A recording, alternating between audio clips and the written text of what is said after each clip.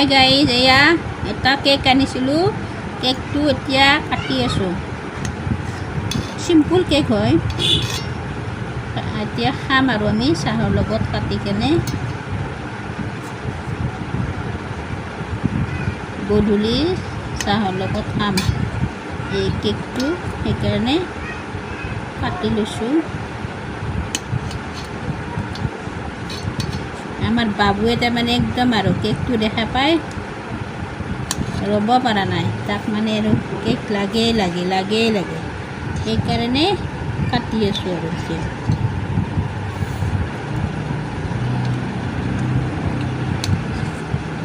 মোৰ বাবুটো বিৰাটেই বদমাছ হয়,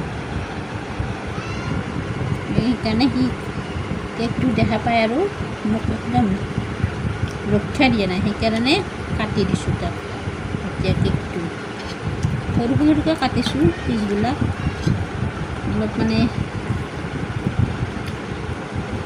কেকটো ইমান ডাঙৰো নহয়, সৰু সৰুকৈ কাটি লওঁ, চাহৰ লগত খাম আৰু।